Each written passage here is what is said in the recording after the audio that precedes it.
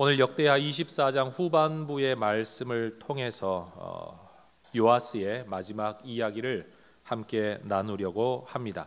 오늘 본문 이야기는 제사장 여호야다의 죽음으로 시작이 됩니다. 그는 7살밖에 되지 않았던 요아스의 집권, 왕으로의 즉위를 위해 자기의 목숨을 걸었던 사람입니다. 그리고 요아스의 일생에 큰 영향력을 끼쳤던 훌륭한 신앙 지도자였습니다. 이 여호야다를 통해서, 그리고 그의 영향을 받은 요아스를 통해서 남왕국에는 영적인 부흥과 또 정치적인 회복이 일어났습니다. 역사적으로 또 신앙적으로 절대적인 영향력을 끼쳤던 인물 여호야다. 성경의 기록자는 여호야다가 자신에게 주어진 목숨을 다하고 떠났다, 우리가 흔히 하는 말로 수를 다하고 평안하게 떠났다라고 이야기하면서 이것도 하나님의 특별한 은혜인 것으로 그 뉘앙스를 우리에게 들려줍니다. 15절이죠. 여호야다가 나이가 많고 늙어서 죽으니 죽을 때에 130세였다. 사고로 죽은 게 아닙니다. 전쟁에서 죽은 거 아닙니다. 병으로 죽은 것도 아니었습니다. 나이가 많아서 늙어서 세상을 떠났다. 그런데 여러분, 아무리 건강하게 아무리 오래 살아도 육체 안에서 영원토록 살 수는 없습니다. 언젠가는 떠나야 합니다. 아무리 착하고 존경받고 훌륭한 믿음의 사람이라도, 또 아무리 악한 사람이라도 언젠가는 세상을 떠납니다. 이 일에는 어느 누구 하나 예외가 없죠.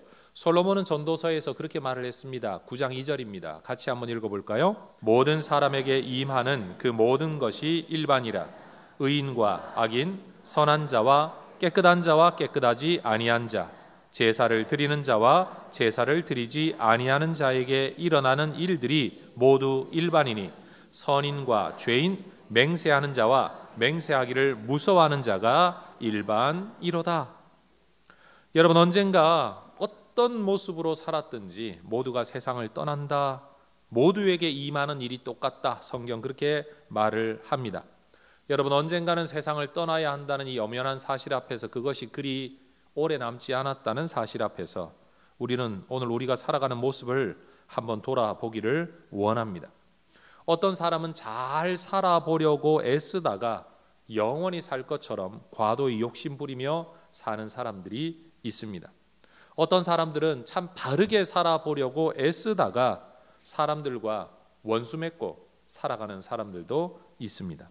어떤 사람들은 누리며 살아보겠다 그렇게 애를 쓰다가 딱히 필요하지도 않은 것들을 쌓아가며 그 물건이 내게 있는지도 없는지도 모를 만큼 그렇게 창고에만 물건 쌓으며 사는 사람들도 있습니다. 여러분, 물질에 대해서 우리가 너무나도 지나치게 움켜쥐려고만 하지 말고 좀 너그럽게 나누며 베풀며 살아갈 수 있으면 좋겠습니다. 사람에 대해서는 좀 더 너그럽게 이해하고 그냥 허락해주고 용인해주고 품어주는, 그리고 힘과 도움이 되어주는, 격려하는 삶이 되면 좋겠습니다. 여러분, 일에 대해서는 내가 아무리 철두철미하게 해도 어차피 내 뒤에 오는 사람 그거 다 허물고 자기 거 새로 만들 겁니다. 여러분, 영원하지도 않은 것에 너무 목매어 그렇게 살아가지 않을 수 있기를 바랍니다. 다만 믿음에 대해서는 여러분, 무엇으로도 포기할 수 없는 우선적 가치라는 사실을 다시 한번 되새기면서 내가 잠시 지나가는 것들을 위해 영원한 믿음을, 하나님을 좀 뒤로 미루어둔 것 아닌가를 돌아볼 수 있기를 바라고, 삶에 대해서는 이 땅에 대한 삶을 귀하게 여겨야 하지만 영원토록 살 처소가 아니기 때문에 잠깐의 여행지를 다녀가는 것처럼 그렇게 좀 마음의 여유를 가질 수 있으면 좋겠습니다. 자, 따라하십시다. 언젠가는 떠납니다. 잘 살다가 잘 떠납시다. 의미 있게 살다가 멋지게 떠납시다. 여러분, 우리 모두 그렇게 살아갈 수 있기를 주의 이름으로 축원합니다. 그런데 여러분, 여호야다가 세상을 떠나고 백성들은 정성을 다하여 그의 장례를 치르는데 특이한 점이 하나가 있습니다. 16절, 무리가 다윗성 여러 왕의 묘실 중에 장사하였다라고 말합니다. 여호야다는 왕이 아니었습니다. 제사장입니다. 그런데도 후세들은 그를 왕의 묘실에 장사합니다. 이 일은 여호야다가 결정한 게 아닙니다. 여호야다가 명령한 것도 아닙니다. 후대의 사람들이 그의 삶을 진심으로 존경하여 말씀 따라 믿음 따라 용기 있게 이 나라를 이렇게 세운 인물이라고 대접해 준 겁니다. 여러분, 대접해 달라고 아우성을 친다고 대접해 주는 세상이 아니지 않습니까? 그런데 그런 말 하지도 않고 세상 떠났는데 후세 사람들이 알아서 대접을 해주는, 제사장인데도 왕처럼 대접해 주는 이 여호야다의 삶은 이유가 무엇이었을까요? 성경 16절은 말합니다. 이는 그가 이스라엘과 하나님과 그의 성전에 대하여 선을 행하였기 때문이다. 여러분, 우리도 세상을 떠나고 난 뒤에라도 내 삶이 존경받고 존중받고 심지어 죽고 나서라도 창대하게 되는 삶의 비결이 뭐냐? 자, 따라하십시다. 이스라엘과 하나님과 성전에 대하여 선을 행하면 됩니다.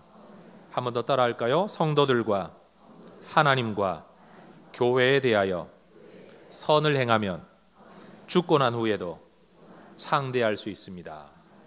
오늘 본문을 통해 제가 나누고 싶은 첫 번째 주제 이야기가 바로 이겁니다. 여러분, 하나님 앞에 믿음으로 선하게 살면 살아서만 하나님이 견고하고 창대하게 하시는 게 아니라, 여러분, 내 뜻대로 할 수 있는 게 아무것도 없는, 내가 죽고 난 뒤에도 우리의 삶을, 우리의 인격을, 우리의 이름을 하나님은 존귀하고 창대하게 만들어 주신다는 겁니다. 살아서 멋지게 살면 죽고 나서도 귀히 여김을 받는다는 거죠. 그런데 여러분, 이것보다 더 큰 일은 우리가 이 땅에서 사는 삶의 근거에서 하늘의 이름이 기록된다는 겁니다. 하나님이 갚아주신다는 겁니다.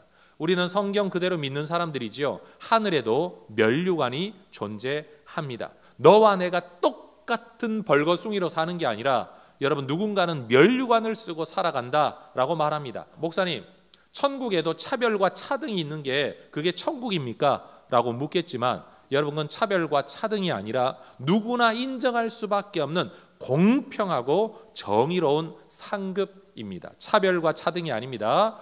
여러분, 이 땅에서 산 삶의 근거에, 믿음의 근거에 하나님은 반드시 갚아주신다고 약속하고 우리는 그것을 믿는 사람들입니다.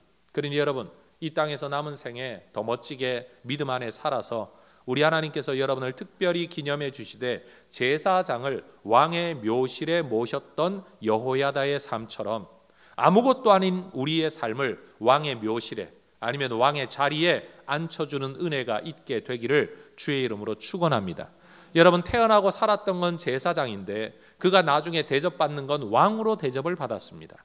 이 땅을 살아갈 때는 별것 아닌 인생이었지만, 여러분, 우리가 이 세상을 떠나고 난 뒤에 우리 하나님께는 특별한 대접을 받는 그런 삶 살아가시기를 주의 이름으로 다시 한번 축원합니다.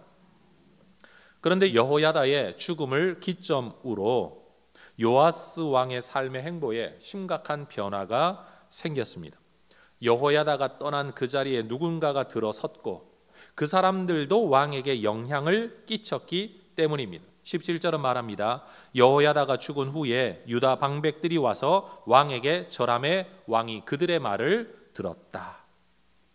여러분, 한번 생각해 보십시오. 요아스 입장에서 보자면 7살에 왕이 되었습니다. 뭘 얼마나 알아서 제대로 된 결정을 내릴 수 있었겠습니까? 아마 여호야다가 조언하는 대로, 때로는 심지어 지시하는 대로 어떤 결정을 내렸을 가능성이 높겠죠. 다시 말해, 요아스가 왕인데도 불구하고 여호야다 앞에서는 힘을 쓰지 못하는 왕이었습니다. 아마도 여호야다는 요아스를 왕으로 존중했을 겁니다. 그러나 요아스를 지도하고 가르치려는 태도를 아마 가지고 있었을 가능성이 높지 않겠나 생각합니다. 왜요? 여호야다 입장에서는 7살의 왕, 10년이 지나고 20년이 지나도 여호야다가 나이 들어가면서 계속 어리게 보이지 않겠습니까? 여러분, 교회에서도 보면요, 청년으로 시작해서 교육전도사가 되고 목사가 되어도 성도들은요, 그분을 계속 젊은 사람으로 생각해요.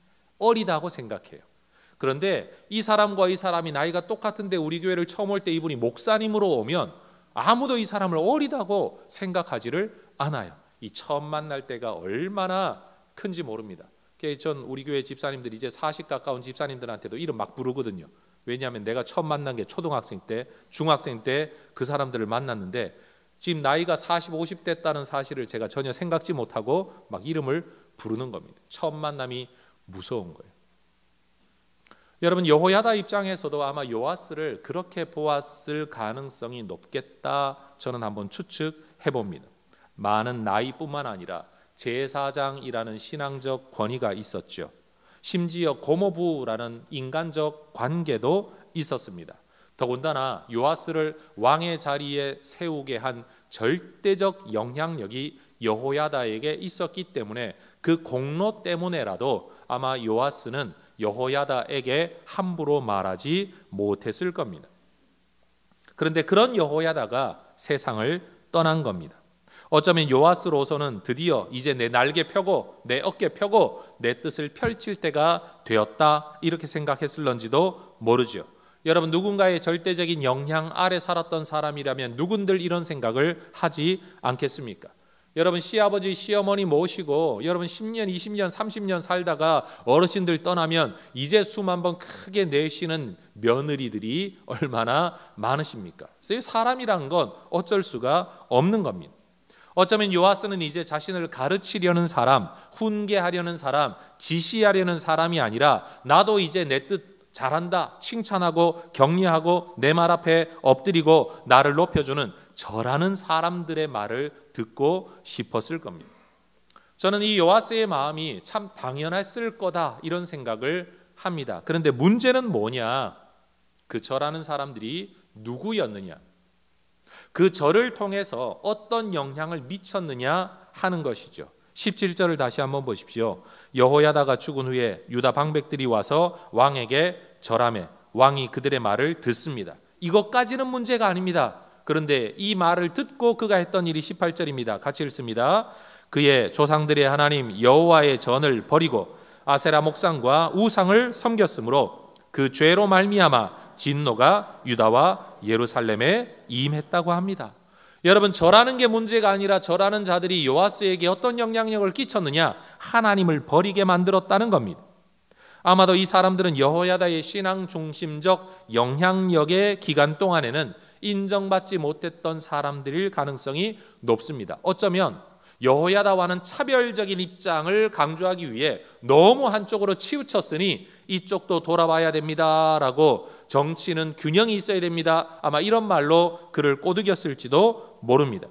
여호야다의 영향 아래서 여호와의 전에서 자라났고 여호와의 전에서 세움받았고 여호와의 전을 보수했던 요아스가 이제는 절하는 사람들의 말을 따라 여호와의 전을 버리고 여호와를 버립니다. 20절과 24절을 보면 하나님을 버렸다라는 말이 두 번이나 등장합니다. 전체적으로 보면 하나님의 전을 버리고 하나님을 버리고 하나님을 버리고, 이게 지금 요아스가 여호야다가 떠난 이후에 보여준 삶의 모습이라는 겁니다.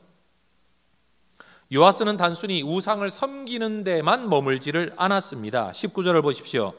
여호와께서 그들에게 선지자를 보내사 다시 여호와께로 돌아오게 하려 하심에 선지자들이 그들에게 경고하였으나 듣지 아니하였다. 성경은 한 사람의 선지자라고 말하지 않습니다. 선지자들, 여러 기간에 여러 사람의 선지자를 보내어 이들에게 말을 했지만 요아스는 그 말을 듣지 않습니다.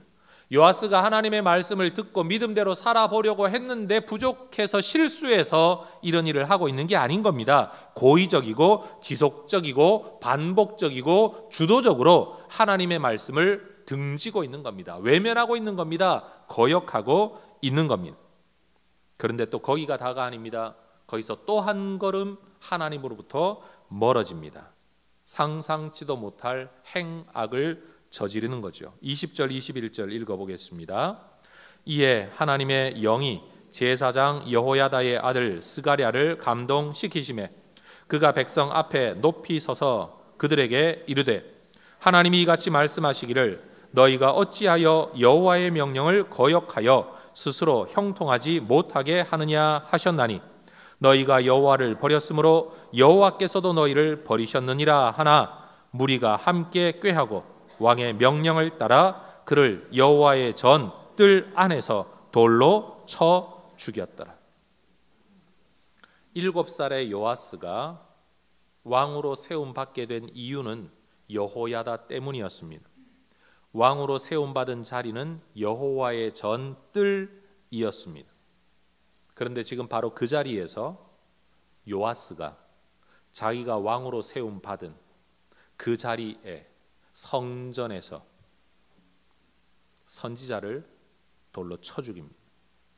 심지어 그 사람은 나를 왕으로 앉혀주기 위해 목숨을 걸었던 여호야다 제사장의 아들이었습니다.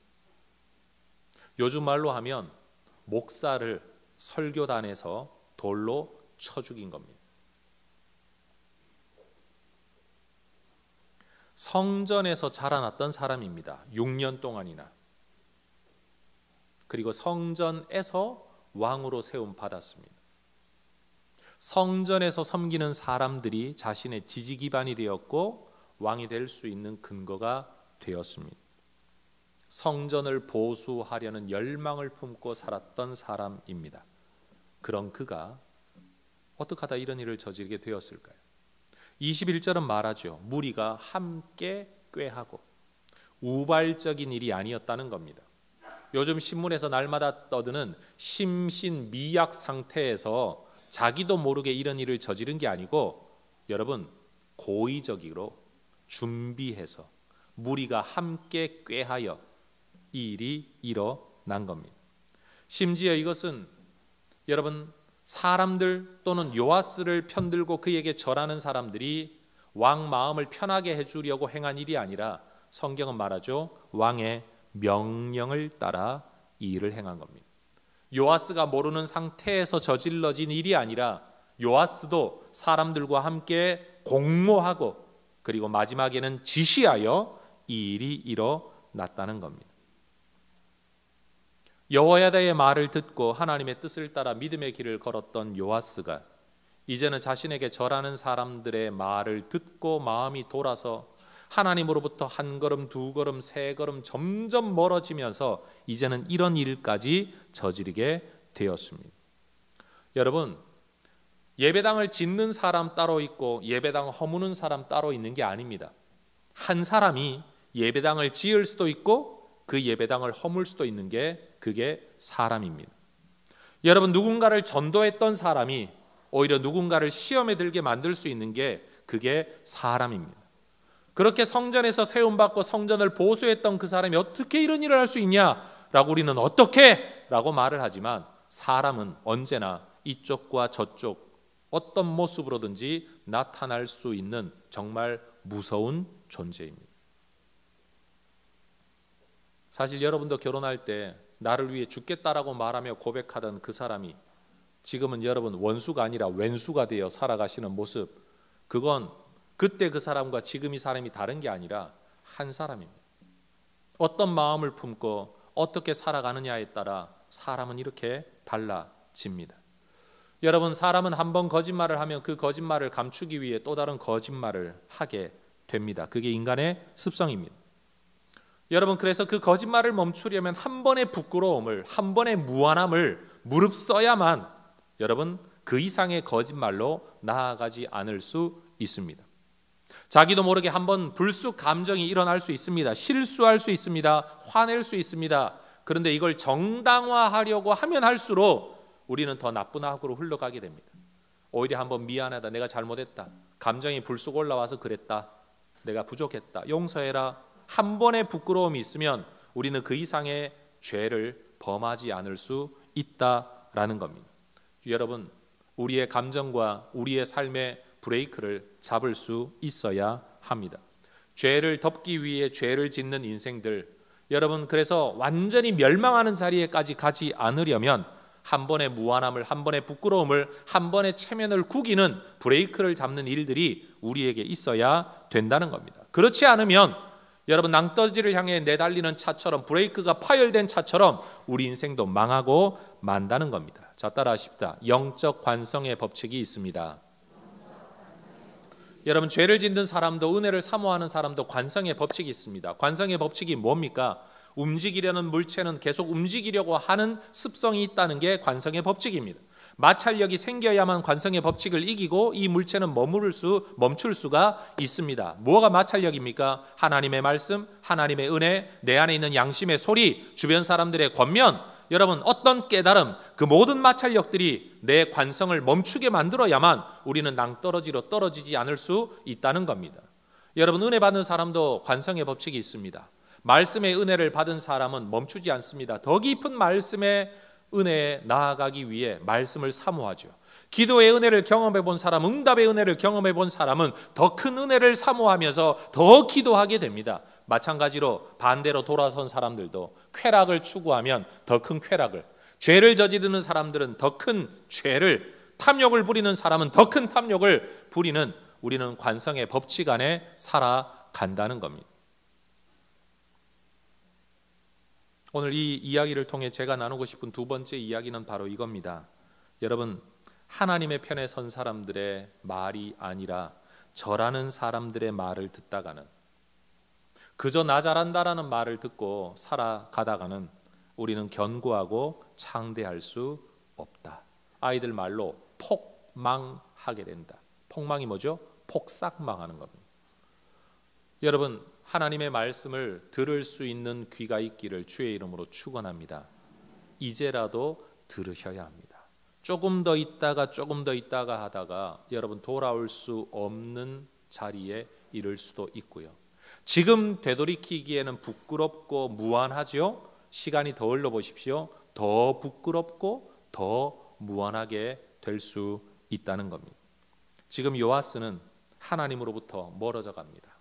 여호야다가 떠난 이후로 그가 듣고 싶은 이야기를 좀 듣고 싶은 사람들 곁에 놓고 있다가 자기도 모르는 사이에, 원래 그러려고 하지는 않았겠지만 여러분 우상 섬기는 자리로, 하나님의 전 쳐다보지도 않는 자리로, 선지자들의 말을 반복적으로 어기는 자리로, 심지어 이제는 선지자와 제사장을 돌로 쳐 죽이는 자리까지 점점 흘러 떠내려가고 있습니다. 여러분 심각하게 받아들이시라고 시키는 거니까 부끄러워하지 말고 따라하시기 바랍니다. 옆에 분에게 어디까지 흘러 떠내려 가시렵니까? 시작.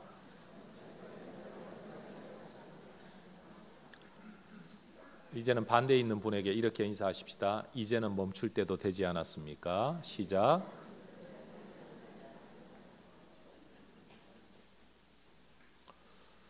여러분 영적인 브레이크를 잘 잡고 여러분 돌이키시기를 주의 이름으로 축원합니다.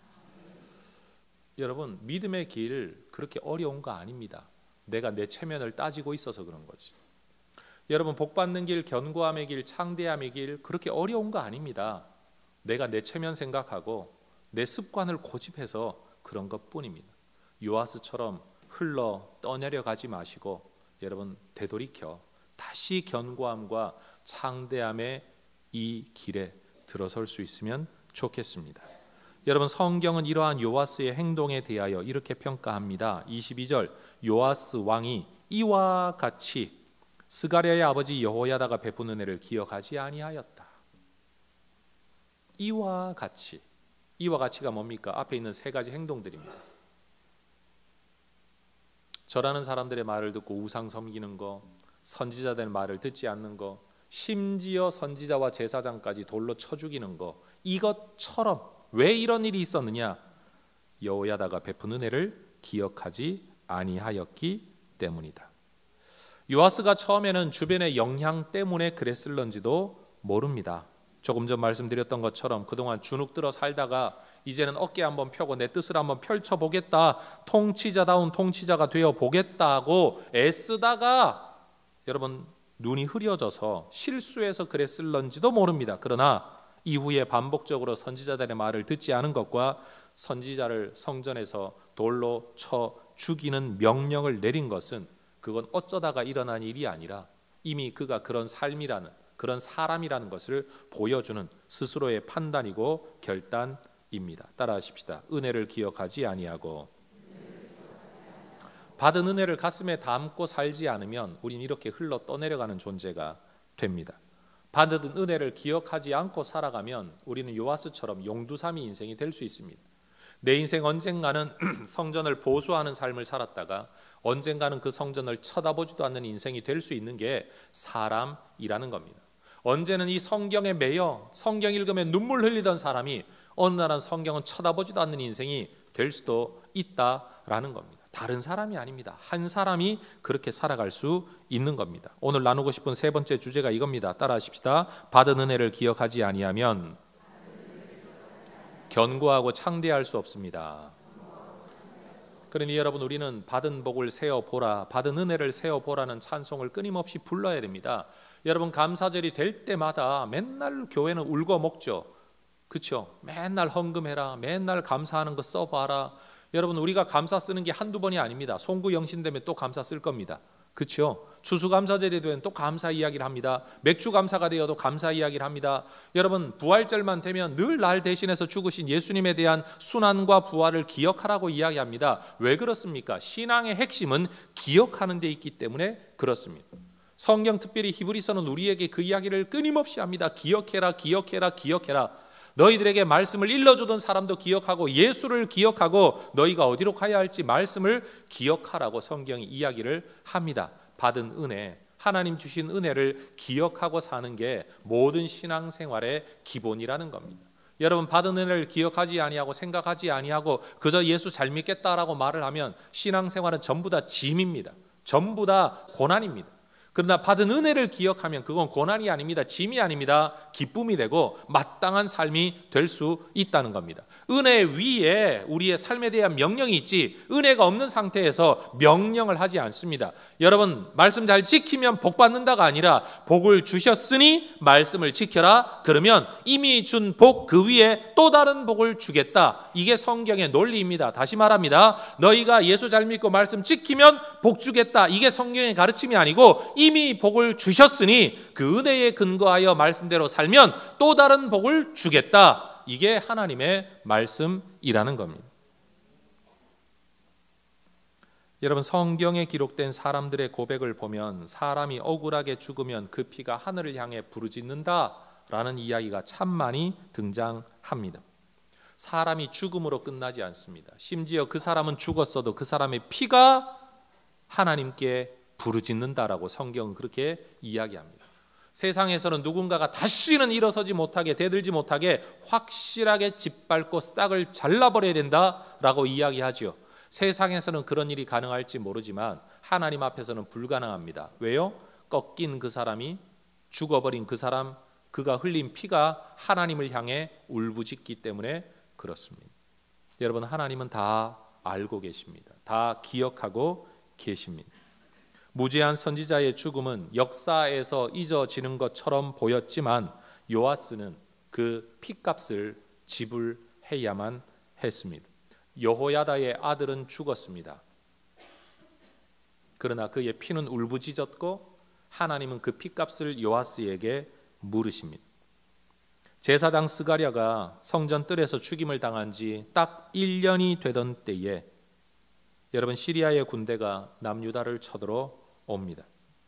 하나님을 버리고 성전을 버리고 악의 길을 쫓아가던 요아스에게 선지자의 예언이 그대로 실행되는 거죠. 22절 마지막은 그렇게 말합니다. 그의 아들을 죽이니 그가 죽을 때 이르되 여호와는 감찰하시고 신원하여 주옵소서.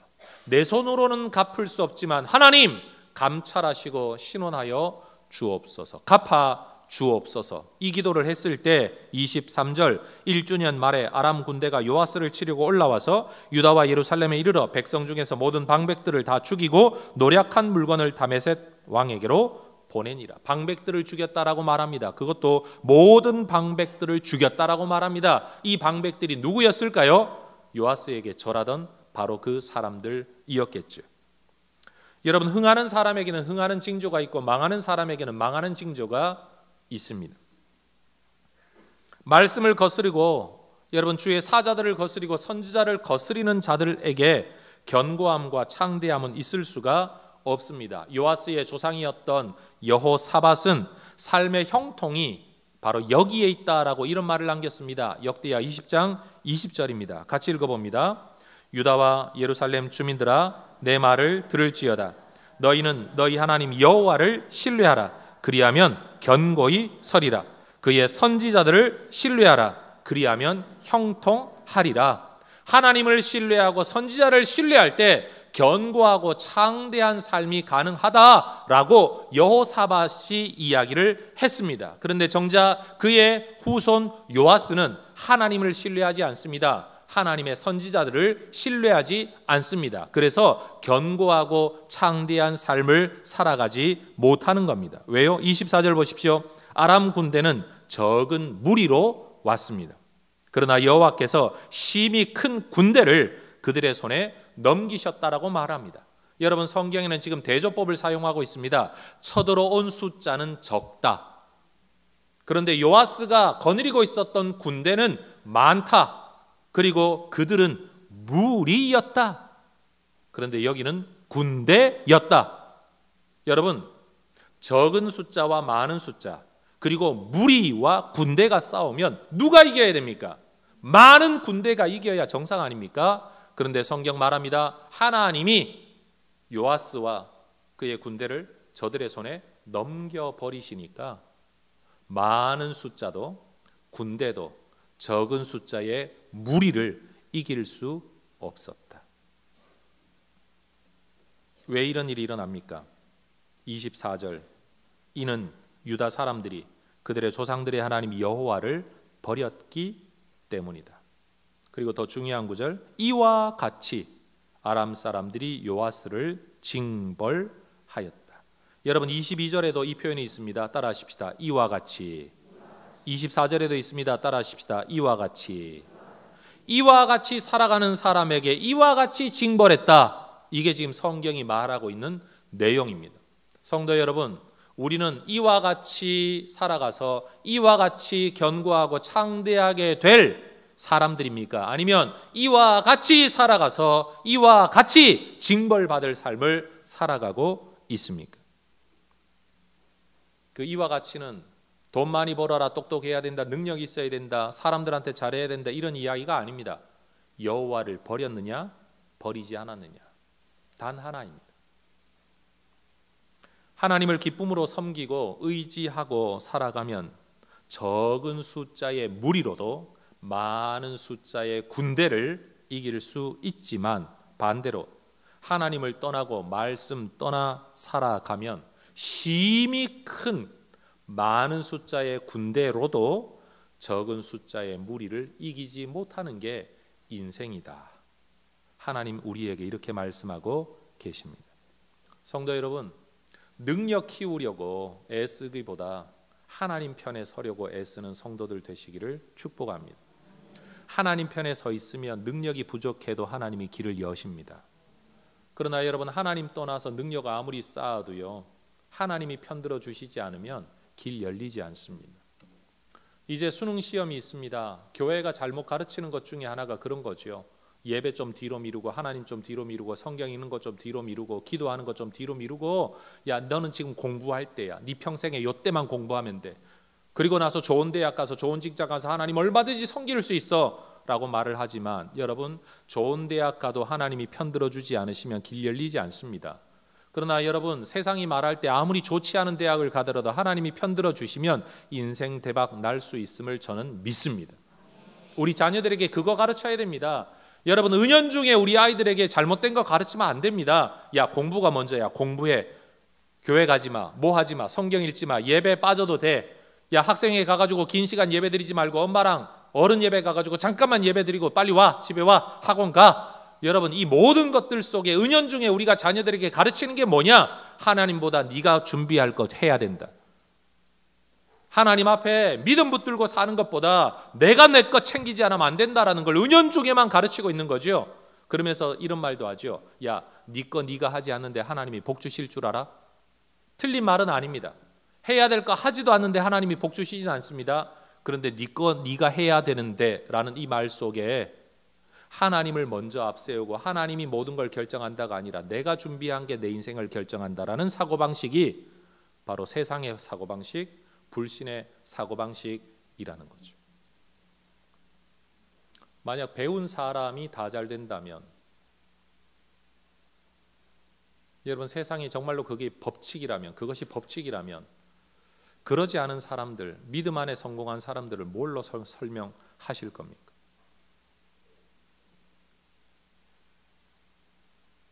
그런데 하나님을 단계적으로 떠났던 이 요아스의 삶에 임한 징벌도 단계적으로 임합니다. 하나님의 말씀 버리고 우상 섬기고 성전 등지고 하나님의 선지자들 말씀 버리고 고의적으로 거역하고 심지어 성전에서 하나님의 선지자를 돌로 쳐 죽이는 데까지 단계로 나아갔던 그에게 많은 군대를 준비했는데 전쟁에서 패배했죠. 이제는 개인적으로 25절 보면 요아스가 크게 부상당합니다. 자기 몸에도 해를 입습니다. 그런데 그게 끝이 아닙니다. 적군이 그를 버리고 간 후에 왜 버리고 갔을까요? 여러분, 작은 부상이라면 버리고 갔을까요? 죽이고 갔을까요? 죽이고 갔을 겁니다. 적군이 버리고 갔다라는 말은요, 이거 내버려둬도 죽을 수밖에 없다 정도의 심각한 부상을 의미하는 겁니다. 그런데 여러분, 그 부상을 안고서라도 살아보겠다고 다시 돌아와 자기 침상에서 치료를 하고 있는데 그의 신하들이 제사장 여호야다의 아들들의 피로 말미암아, 이 아들들이라는 표현이 나온 걸 보면요, 아마 한 사람만 죽인 게 아니지 않나, 우리는 이렇게 생각해 볼 수가 있습니다. 그를 침상에서 쳐 죽입니다.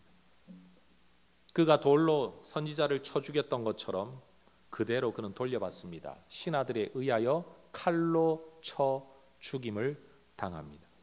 그리고 죽고 난 이후의 결과가 뭡니까? 다윗성에 장사하기는 했지만 왕들의 묘실에는 장사하지 아니하였더라. 여호야다는 제사장인데도 왕의 묘실에 장사했습니다. 그런데 40년을 통치한 요아스는 왕임에도 불구하고 사람들이요, 그를 왕의 묘실에 장사하지 않았습니다.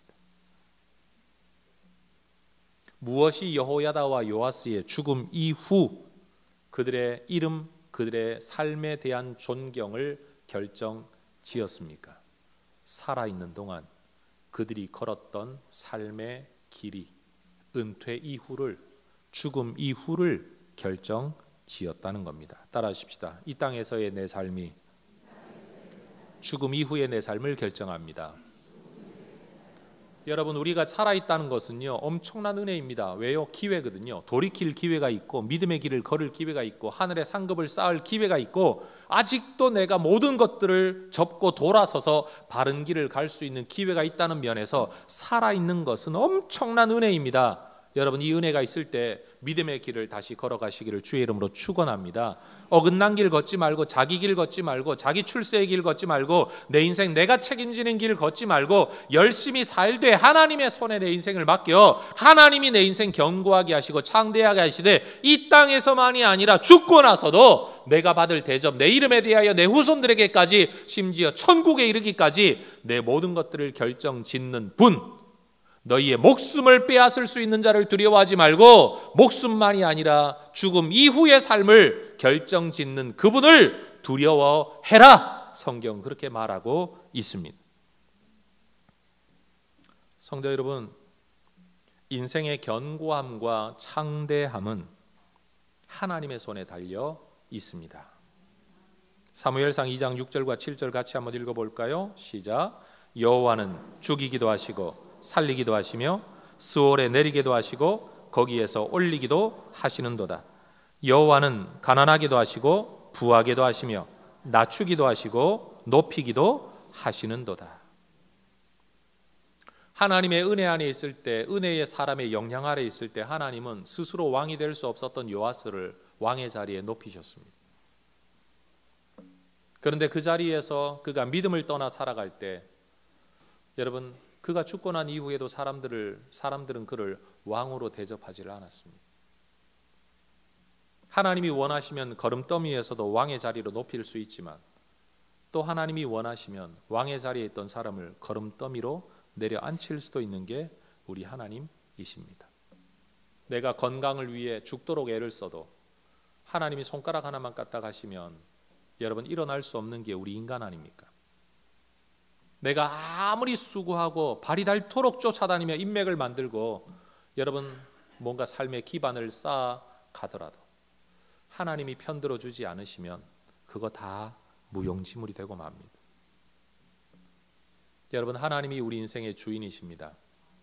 하나님이 모든 것의 결정권자이십니다. 내 삶의 결제는 하나님이 하시는 거지 제가 하는 게 아닙니다. 여러분이 하는 게 아닙니다. 돈 있는 사람, 권력 있는 사람이 하는 게 절대 아니라는 겁니다. 저는 다시 한번 제 마음에 담고 살아가는 성경 한 구절을 나누고 설교를 마치려고 합니다. 사무엘상 2장 30절입니다. 나를 존중히 여기는 자를 내가 존중히 여기고 나를 멸시하는 자를 내가 경멸하리라. 요아스의 삶이 견고함과 창대함의 길로 가다가 다시 망하는 길로 가게 된 그 전환점에 그의 마음속에 하나님을 존중히 여기느냐 하나님을 멸시하느냐, 그 차이 하나 외에는 달라진 거 아무것도 없습니다. 절하는 사람들의 말을 들었다. 여러분, 절하는 사람들의 말 듣고 싶죠. 그게 문제가 아니죠. 절하면서라도 나를 하나님께로, 그래서 내가 그 길을 걸었다면 사람들이 절하는 건 전혀 문제되지 않는 겁니다. 여러분, 누가 내게 어떤 영향을 미치든지 그들 핑계대지 말고 여러분, 우리 스스로가 믿음의 길을 걸을 수 있기를 축복합니다. 우리 젊은 청년들 부모 탓하지 말고 여러분 스스로가 믿음 붙들면, 여러분 다윗이 부모 때문에 왕이 된 게 아니라 자신의 믿음 때문에 왕이 되었다는 사실을 기억한다면 부모 탓하지 말고 내가 내 인생을 믿음으로 살아 하나님의 견고함과 창대함을 누리겠다. 우리에게는 이 길이 있다. 흙수저로 태어났더라도 금수저 이상 살 수 있다. 이 믿음이 우리 예수 믿는 사람들에게는 있어야 될 줄로 믿습니다. 여러분, 주변에 있는 사람, 이 사람 저 사람 핑계대지 말고 지금이라도 내 나이가 몇이 되었든지 내가 믿음의 길을 걸으면 살아서뿐만이 아니라 죽고 난 뒤에도 내 이름이 어떤 대접을 받게 되느냐가 오늘 내 믿음에서 결정난다는 사실을 우리가 기억할 수 있게 되기를 소망합니다. 성도 여러분, 하나님의 말씀, 선지자들의 말씀, 우리 하나님의 성전, 이스라엘과 하나님과 성전에 대하여 선을 행했던 여호야다처럼 여러분, 교회에 대하여, 성도들에 대하여, 그리고 하나님에 대하여 선한 삶을 살아, 올바른 삶을 살아 여러분 주의 견고함과 창대함의 복을 누리시게 되기를 주의 이름으로 축원합니다. 기도하겠습니다.